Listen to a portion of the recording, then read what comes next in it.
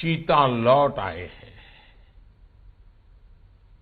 और मैं ये भी कहूंगा कि इन चीतों के साथ ही भारत की प्रकृति प्रेमी चेतना भी पूरी शक्ति से जागृत हो उठी है। मैं इस ऐतिहासिक अवसर पर सभी देशवासियों को बहुत बहुत बधाई देता हूं।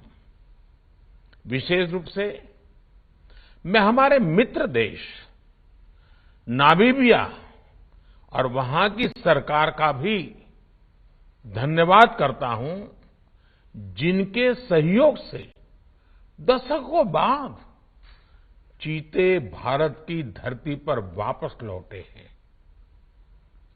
मुझे विश्वास है ये चीते न केवल प्रकृति के प्रति हमारी जिम्मेदारियों का बोध कराएंगे, बल्कि हमारे मानवीय मूल्यों और परंपराओं से भी अवगत कराएंगे।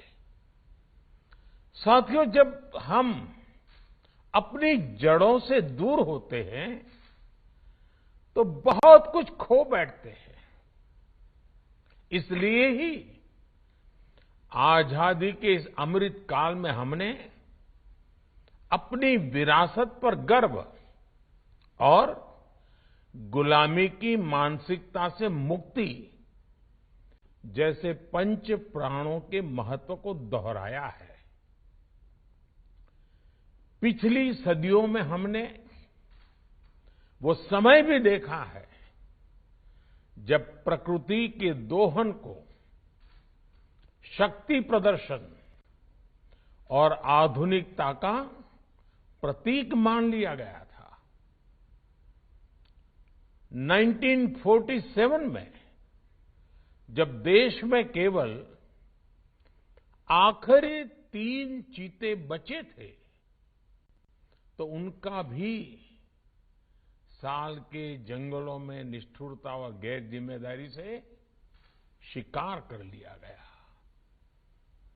ये दुर्भाग्य रहा कि हमने 1952 में चीतों को देश से विलुप्त तो घोषित कर दिया, लेकिन उनके पुनर्वास के लिए दशकों तक कोई सार्थक प्रयास नहीं हुआ।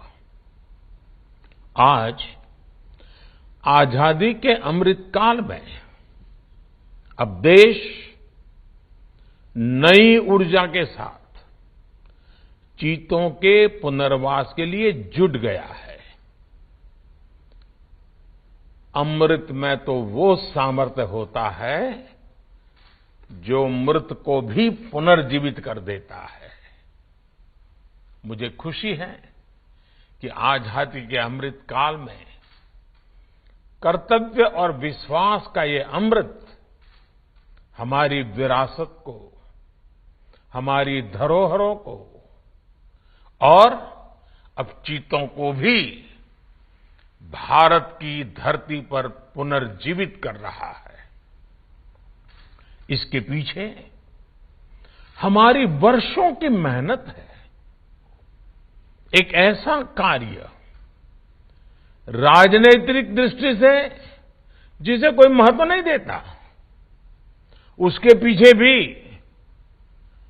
हमने भरपूर ऊर्जा लगाई। इसके पीछे एक विस्तृत चीता एक्शन प्लान तैयार किया गया। हमारे वैज्ञानिकों ने लंबी रिसर्च की, साउथ अफ्रीकन और नामीबियाई एक्सपर्ट के साथ मिलकर काम किया। हमारी टीम्स वहां गई, वहां के एक्सपर्ट भी भारत आए। पूरे देश में चीतों के लिए सबसे उपयुक्त क्षेत्र के लिए वैज्ञानिक सर्वे किए गए और तब कूनो नेशनल पार्क को इस शुरुआत के लिए चुना गया।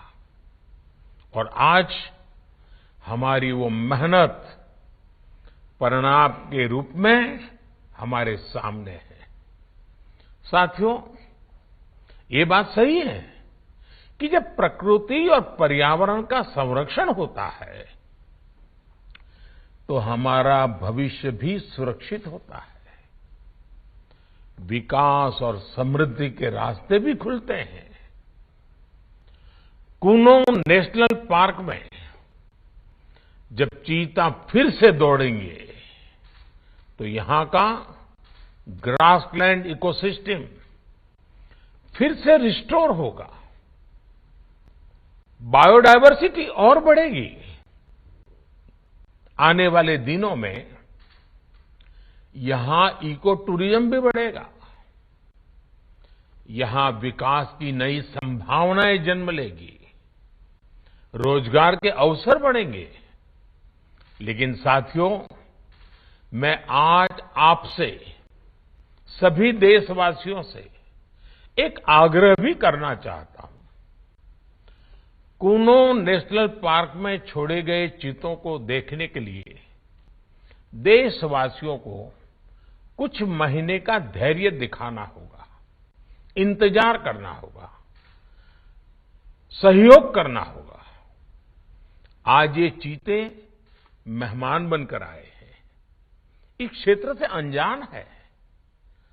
कूनो नेशनल पार्क को ये चीते अपना घर बना पाए, इसके लिए हमें इन चीतों को भी कुछ महीने का समय देना होगा। अंतर्राष्ट्रीय गाइडलाइंस पर चलते हुए भारत इन चीतों को बसाने की पूरी कोशिश कर रहा है।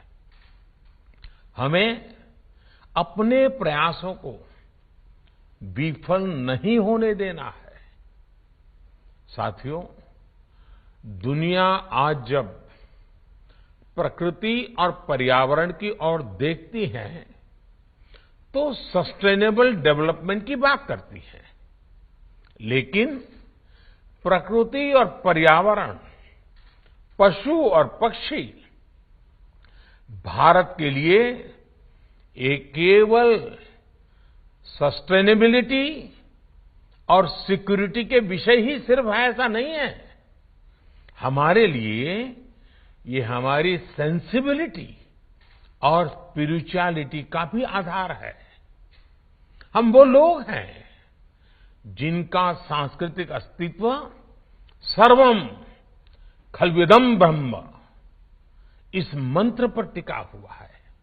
अर्थात संसार में पशु, पक्षी, पेड़, पौधे, जड़, चेतन जो कुछ भी है वो ईश्वर का ही स्वरूप है, हमारा अपना ही विस्तार है।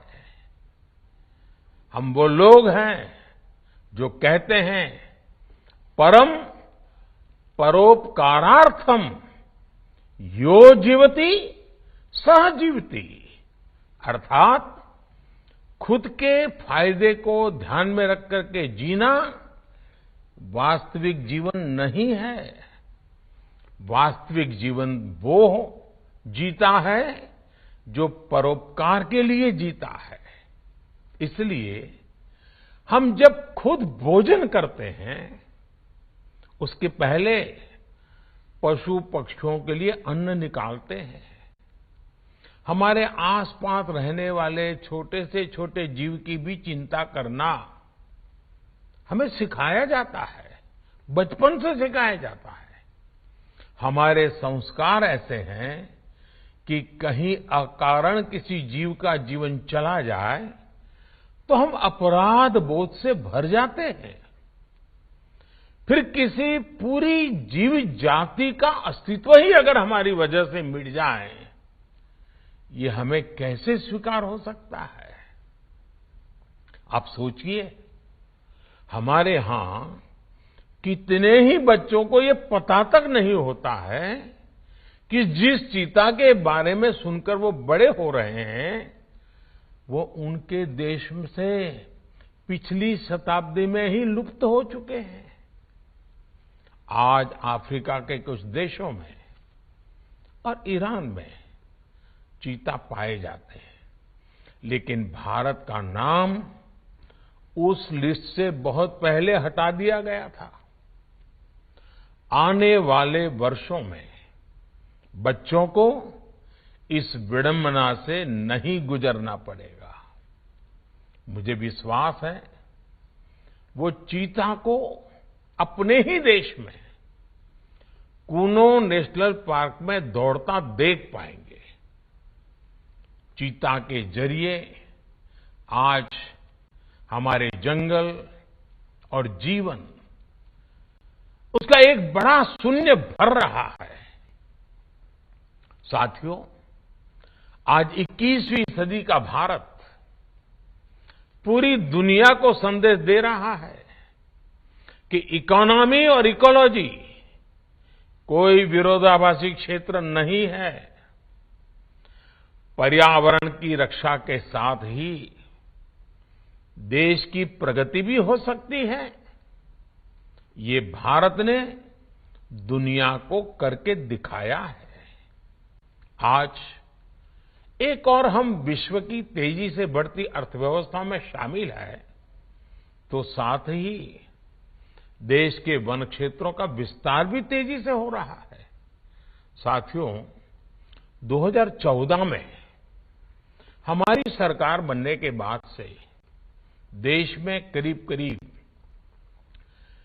250 नए संरक्षित क्षेत्र जोड़े गए हैं। हमारे यहां एशियाई शेरों की संख्या में भी बड़ा इजाफा हुआ है। आज गुजरात देश में एशियाई शेरों का बड़ा क्षेत्र बनकर उभरा है। इसके पीछे दशकों की मेहनत, रिसर्च बेस्ड पॉलिसीज और जन भागीदारी की बड़ी भूमिका है। मुझे याद है हमने गुजरात में एक संकल्प लिया था, हम जंगली जीवों के लिए सम्मान बढ़ाएंगे और संघर्ष घटाएंगे।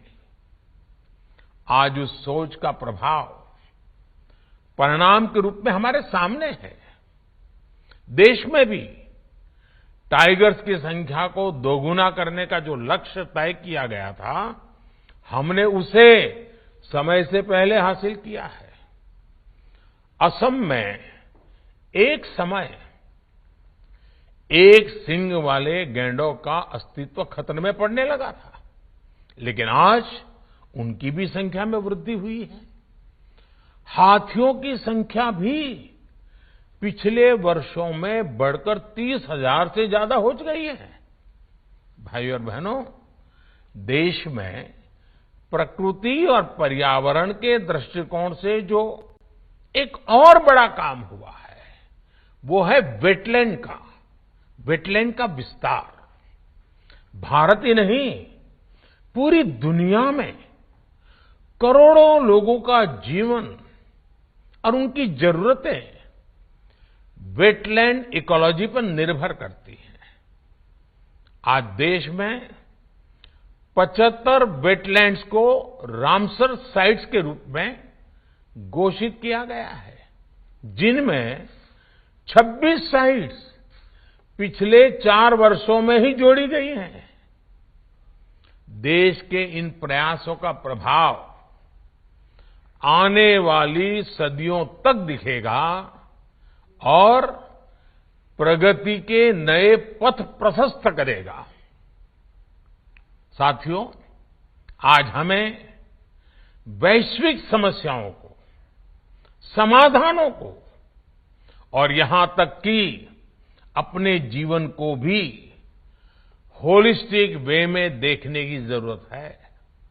इसलिए आज भारत ने विश्व के ये लाइफ, LIFE, लाइफ यानी लाइफस्टाइल फॉर द एनवायरमेंट जैसा जीवन मंत्र दिया है। आज इंटरनेशनल सोलर अलायंस जैसे प्रयासों के द्वारा भारत दुनिया को एक मंच दे रहा है, एक दृष्टि दे रहा है। इन प्रयासों की सफलता दुनिया की दिशा और भविष्य तय करेगी। इसलिए आज समय है कि हम ग्लोबल चुनौतियों को दुनिया की नहीं, अपनी व्यक्तिगत चुनौती भी माने। हमारे जीवन में एक छोटा सा बदलाव पूरी पृथ्वी के भविष्य के लिए एक आधार बन सकता है। मुझे विश्वास है, भारत के प्रयास और परंपराएं इस दिशा में पूरी मानवता का पथ प्रदर्शन करेगी, बेहतर विश्व के सपने को ताकत देगी। इसी विश्वास के साथ आप सभी को इस मूल्यवान समय पर, ऐतिहासिक समय पर बहुत बहुत धन्यवाद देता हूं, बहुत बहुत बधाई देता हूं।